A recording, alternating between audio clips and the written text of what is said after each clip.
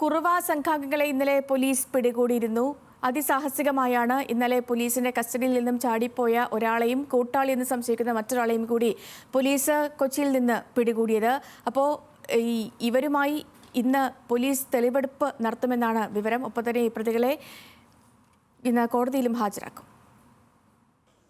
കുണ്ടന്നൂർ പാലത്തിനടിയിൽ അന്യസംസ്ഥാന മത്സ്യബന്ധന തൊഴിലാളികൾക്കിടയിലാണ് കുറുവ സംഘത്തിൽപ്പെട്ടതെന്ന് പോലീസ് സംശയിക്കുന്ന സന്തോഷും മണികണ്ഠനും താമസിച്ചിരുന്നത്.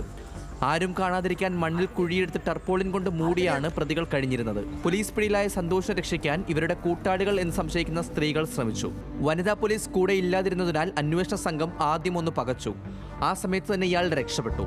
ഇവിടെ വന്ന് ഇയാളെ കണ്ടെത്തിയപ്പോൾ സ്ത്രീകൾ ഉൾപ്പെടെയുള്ള സംഘം കൈക്കുഞ്ഞുങ്ങളുമായിട്ട് വന്നിട്ട് പോലീസിനെ പ്രതിരോധിക്കുകയാണ് ചെയ്തത്. പോലീസിനെ അവർ അറസ്റ്റ് ചെയ്യാൻ പറ്റാത്ത ഒരു സാഹചര്യം നിർഭാഗ്യവശാൽ ഉണ്ടായി.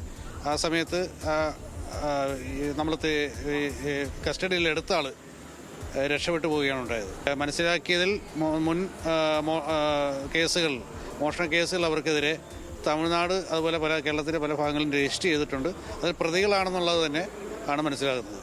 നമ്മൾ തിരയുന്നത് നമ്മൾ 2-3 പേരെ തിരഞ്ഞാണ് ഇവിടെ വന്നത്. അപ്പോൾ നമ്മളിപ്പോൾ ഒരാളെ കസ്റ്റഡിയിലെടുത്ത് അയാളുടെ കാര്യങ്ങൾ നമ്മൾ മനസ്സിലാക്കേണ്ടിയിരിക്കുന്നു.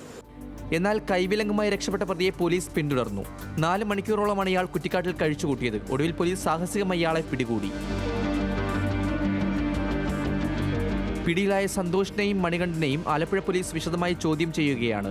ന്യൂസ് മലയാളം, കൊച്ചി.